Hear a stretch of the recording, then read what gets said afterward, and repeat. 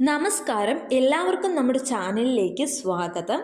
Kerala PSCയുടെ degree level preliminary പരീക്ഷയ്ക്കും LDCക്കും വളരെ ഉപകാരപ്രദമായിട്ടുള്ള എക്കണോമിക്സിലെ ഒരു പ്രധാനപ്പെട്ട ഭാഗമാണ് നമ്മൾ ഇന്ന് പഠിക്കാൻ പോകുന്നത്. ഇക്കണോമിക്സുമായി ബന്ധപ്പെട്ട ഒരു പ്രധാനപ്പെട്ട ടോപ്പിക്കാണ് നാഷണൽ ഇൻകം ഇൻഡിക്കേറ്റേഴ്സ് അഥവാ ദേശീയ വരുമാന സൂചകങ്ങൾ. ഇതിലെ പ്രധാന ഇൻഡിക്കേറ്റർ GDP ആണ്, അഥവാ ഗ്രോസ് ഡൊമസ്റ്റിക് പ്രൊഡക്റ്റ്. മലയാളത്തിൽ നമ്മൾ ഇതിനെ മൊത്ത ആഭ്യന്തര ഉൽപ്പന്നം എന്ന് വിളിക്കുന്നു. ഒരു രാജ്യത്തിൻ്റെ അകത്തു മാത്രം നടക്കുന്ന പ്രവർത്തനങ്ങളെയാണ് നമ്മൾ ആഭ്യന്തര പ്രവർത്തനങ്ങൾ എന്ന് പറയുന്നത്. GDP എന്നാൽ മൊത്ത ആഭ്യന്തര ഉൽപ്പന്നം, അതായത് ഒരു രാജ്യത്തിൻ്റെ ആഭ്യന്തര പ്രദേശത്ത് ഉൽപ്പാദിപ്പിക്കപ്പെട്ട അന്തിമ സാധനങ്ങളുടെയും സേവനങ്ങളുടെയും പണമൂല്യത്തെയാണ് GDP എന്ന് പറയുന്നത്. നാഷണൽ ഇൻകവുമായി ബന്ധപ്പെട്ട ആശയങ്ങളെ നമ്മൾ പറയുന്നത് മാർക്കറ്റ് പ്രൈസിൻ്റെയും ഫാക്ടർ കോസ്റ്റിൻ്റെയും അടിസ്ഥാനത്തിലാണ്. അപ്പോൾ നിങ്ങൾക്കൊരു സംശയമുണ്ടാകും, എന്താണ് മാർക്കറ്റ് പ്രൈസ്, എന്താണ് ഫാക്ടർ കോസ്റ്റ്? ആദ്യം നമുക്ക് ഫാക്ടർ കോസ്റ്റ് എന്താണെന്ന് നോക്കാം, എന്നിട്ട് മാർക്കറ്റ് പ്രൈസിലേക്ക് വരാം. അപ്പോൾ എന്താണ് ഫാക്ടർ കോസ്റ്റ്? സാധനങ്ങളും സേവനങ്ങളും ഉൽപ്പാദിപ്പിക്കുന്ന പ്രക്രിയയെ നമ്മൾ പ്രൊഡക്ഷൻ എന്ന് പറയുന്നു. ഒരു പ്രൊഡക്റ്റ് അഥവാ ഒരു ഉൽപ്പന്നം ഉൽപ്പാദിപ്പിക്കണമെങ്കിൽ നമുക്ക് ഒരുപാട് ഫാക്ടേഴ്സിൻ്റെ ആവശ്യമുണ്ട്. ഈ ഫാക്ടേഴ്സിനെയാണ് നമ്മൾ ഫാക്ടേഴ്സ് ഓഫ് പ്രൊഡക്ഷൻ എന്ന് പറയുന്നത്. നമ്മൾ ഇക്കണോമിക്സിൽ പ്രധാനമായും 4 തരത്തിലുള്ള ഫാക്ടേഴ്സ് ഓഫ് പ്രൊഡക്ഷനാണ് പഠിക്കുന്നത്: land, labour, capital and entrepreneurship. ഈ ഫാക്ടേഴ്സിനെ ഉപയോഗിക്കുന്ന പോലെ തന്നെ ഇതിനെല്ലാത്തിനും നമ്മളൊരു റിട്ടേൺ കൊടുക്കേണ്ടതുണ്ട്. ഈ റിട്ടേണിനെയാണ് നമ്മൾ ഫാക്ടർ കോസ്റ്റ് എന്നതുകൊണ്ട് അർത്ഥമാക്കുന്നത്. ലാൻഡിന് കൊടുക്കുന്ന റിട്ടേൺ ആണ് റെൻറ്റ്, ലേബറിന് വേജ് കൊടുക്കുന്നു. അതേപോലെ ക്യാപിറ്റലിന് കിട്ടുന്ന റിട്ടേൺ ഇൻട്രസ്റ്റ് ആണ്, ഓൺട്രപ്രണറിന് കൊടുക്കുന്ന റിട്ടേൺ ആണ് പ്രോഫിറ്റ്. അപ്പോൾ നമുക്ക് ഇവിടെ നിന്ന് മനസ്സിലായി, ഒരു പ്രോഡക്റ്റ് ഉൽപ്പാദിപ്പിക്കാൻ നമ്മൾ എന്തൊക്കെ റിസോഴ്സാണോ ഉപയോഗിച്ചില്ലെങ്കിൽ, അതിന് എന്തൊക്കെ ഫാക്ടേഴ്സാണോ ഉപയോഗിച്ചിരിക്കുന്നത്, അതിനെല്ലാം ഒരു റിട്ടേൺ ഉണ്ട്. ഈ റിട്ടേണിൻ്റെ എല്ലാം സമ്മിനെയാണ് നമ്മൾ ഫാക്ടർ കോസ്റ്റ് എന്നതുകൊണ്ട് അർത്ഥമാക്കുന്നത്. പ്രത്യേകം ശ്രദ്ധിക്കേണ്ട കാര്യം, ഇവിടെ ടാക്സുമായി ബന്ധപ്പെട്ട കാര്യങ്ങളൊന്നും തന്നെ വന്നിട്ടില്ല. ഇതൊരു പ്രൊഡക്ഷൻ യൂണിറ്റിൻ്റെ ഉള്ളിലുള്ള കാര്യങ്ങളാണ് വന്നിരിക്കുന്നത്. ഇതൊരു ഫിലിമിൻ്റെ ഉള്ളിൽ നിൽക്കുന്ന കാര്യം മാത്രമേ വന്നിട്ടുള്ളൂ. ഒരു പ്രൊഡക്റ്റ് പ്രൈമറി ലെവലിൽ ഉൽപ്പാദിപ്പിക്കുമ്പോൾ വന്ന ചിലവുകൾ മാത്രമേ അവിടെ വന്നിട്ടുള്ളൂ. ആ പ്രൊഡക്റ്റ് പുറത്തിറങ്ങിയിട്ടില്ല, മാർക്കറ്റിലേക്ക് പോയിട്ടില്ല. മാർക്കറ്റിലേക്ക് പോകുമ്പോൾ മാത്രമാണ് അവിടെ ടാക്സും മറ്റ് കാര്യങ്ങളും ഒക്കെ വരുന്നുള്ളൂ. അപ്പോൾ ഫാക്ടർ കോസ്റ്റ് കാൽക്കുലേറ്റ് ചെയ്യുമ്പോൾ അവിടെ ടാക്സ് വരുന്നില്ല എന്ന കാര്യം നമ്മൾ പ്രത്യേകം ശ്രദ്ധിക്കേണ്ടതുണ്ട്. അടുത്തതിന് നമുക്ക് പഠിക്കാനുള്ളത് മാർക്കറ്റ് പ്രൈസ് ആണ്.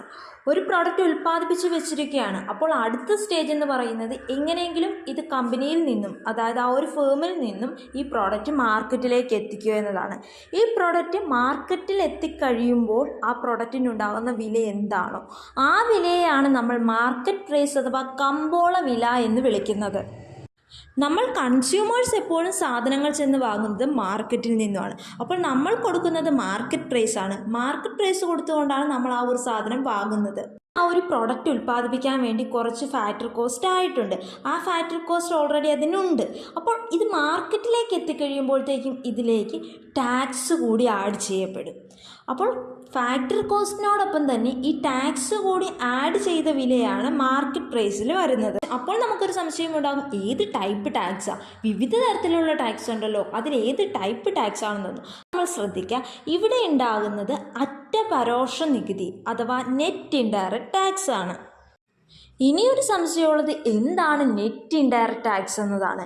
നെറ്റ് ഇൻഡയറക്റ്റ് ടാക്സ് അഥവാ അറ്റ പരോക്ഷ നികുതി എന്നാൽ പരോക്ഷ നികുതി, അതായത് ഇൻഡയറക്റ്റ് ടാക്സിൽ നിന്നും സബ്സിഡി കുറച്ചിട്ടുള്ള ആ മിച്ച നികുതിയെ വിളിക്കുന്ന പേരാണ് അറ്റ പരോക്ഷ നികുതി.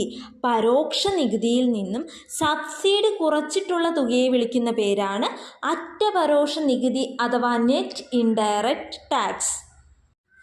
അപ്പോൾ നമുക്ക് മനസ്സിലായി, മാർക്കറ്റ് പ്രൈസ് എന്നാൽ ഫാക്ടർ കോസ്റ്റും നെറ്റ് ഇൻഡയറക്റ്റ് ടാക്സും കൂടി ചേർന്നതാണ്. ഫാക്ടർ കോസ്റ്റും നെറ്റ് ഇൻഡയറക്റ്റ് ടാക്സും കൂടി ചേർന്നതാണ്.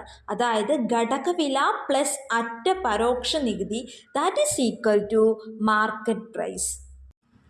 ഈ ഒരു ഇക്വേഷനിൽ നിന്ന് തന്നെ നമുക്ക് മനസ്സിലാക്കാം, അറ്റ പരോക്ഷ നികുതി എന്നാൽ കമ്പോള വിലയും ഘടകവിലയും തമ്മിലുള്ള വ്യത്യാസമാണ്. അഥവാ market price minus factor cost, that is equal to net indirect tax.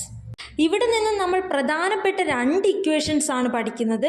GDP at market പ്രൈസും GDP അറ്റ് ഫാക്ടർ കോസ്റ്റും. എപ്പോഴും ശ്രദ്ധിക്കേണ്ട കാര്യം, മാർക്കറ്റ് പ്രൈസിലാണ് തന്നിരിക്കുന്നതെങ്കിൽ തീർച്ചയായിട്ടും നമ്മളവിടെ അറ്റ് പരോക്ഷ നികുതി അഥവാ നെറ്റ് ഇൻഡയറക്റ്റ് ടാക്സ് ആഡ് ചെയ്യണം. എന്നാൽ ഫാക്ടർ കോസ്റ്റിലാണ് തന്നിരിക്കുന്നതെങ്കിൽ ഒരിക്കലും അവിടെ നെറ്റ് ഇൻഡയറക്റ്റ് ടാക്സ് ആഡ് ചെയ്യാൻ പാടില്ല, അഥവാ മൈനസേ ചെയ്യാൻ പാടുള്ളൂ, ഒരിക്കലും ആഡ് ചെയ്യാൻ പാടില്ല.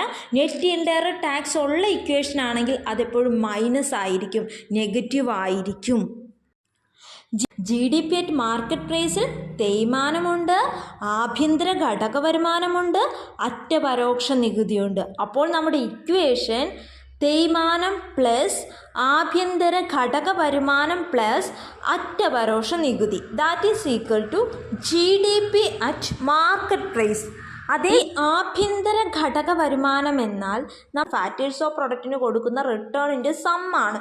അതായത് wage plus rent plus interest plus profit. GDP at factor cost ആണെങ്കിൽ GDP അറ്റ് മാർക്കറ്റ് പ്രൈസിൽ നിന്നും അറ്റ പരോക്ഷ നികുതി കുറയ്ക്കുക. GDP അറ്റ് മാർക്കറ്റ് പ്രൈസിൽ നിന്നും അറ്റ പരോക്ഷ നികുതി കുറച്ചാൽ കിട്ടുന്നത് എന്താണോ അതാണ് നമ്മുടെ GDP അറ്റ് ഫാക്ടർ കോസ്റ്റ്. നിങ്ങൾക്ക് ഈ വീഡിയോ ഉപകാരപ്രദമായെങ്കിൽ തീർച്ചയായും നിങ്ങൾ ലൈക്ക് ചെയ്യുക, ഷെയർ ചെയ്യുക, കമൻറ്റ് ചെയ്യുക, സബ്സ്ക്രൈബ് ചെയ്യുക. Thank you.